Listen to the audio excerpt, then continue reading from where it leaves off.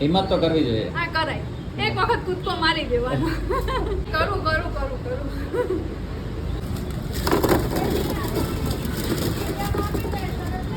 જોકે ઘરની તો કોઈ ટેન્શન નથી, પણ શું લિમિટેડ ટાઈમ રાખ્યો છે. શું નામ તમારું? દીપા પટેલ. દીપાબેન. અને હસબન્ડનું તમારું?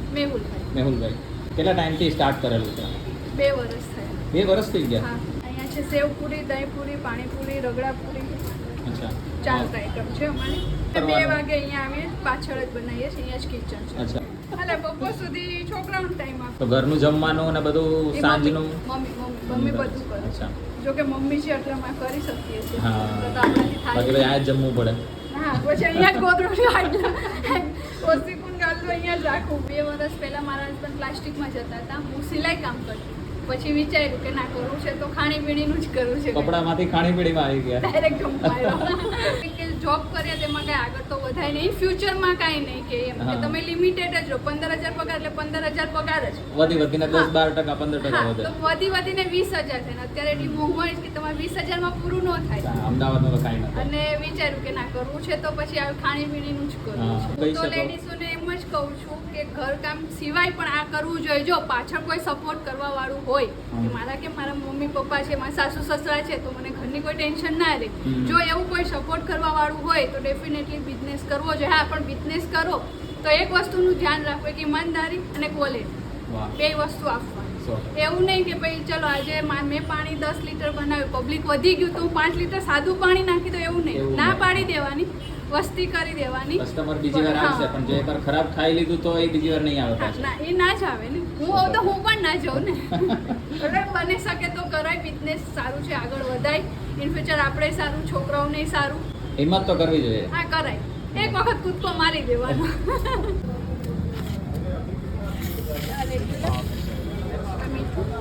રેગ્યુલર મીઠું.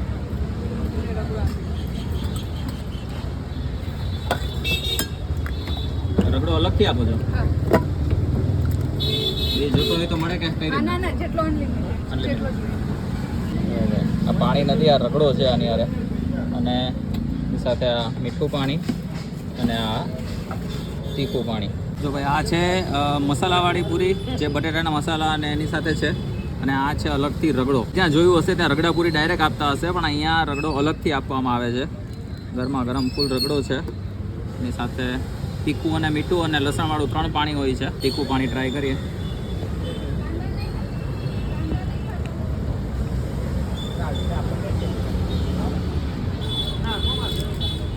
એકદમ નોર્મલ રગડો સાથે તીખું પાણી, અને એક કહેવાય ને સાદી સિમ્પલ પાણીપુરી કે જેમાં કોઈ પણ જાતનું ફેન્સી વસ્તુ નહીં.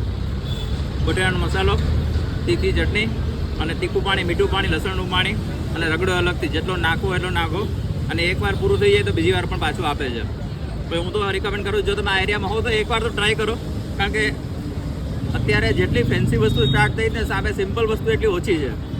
છેલ્લા 2 વર્ષથી બેન વેચે છે, તો એકવાર તો જો આ એરિયામાં હોય તો ફરજિયાત એકવાર તો ટ્રાય જરૂર કરવી જોઈએ. એડ્રેસ કહી દો.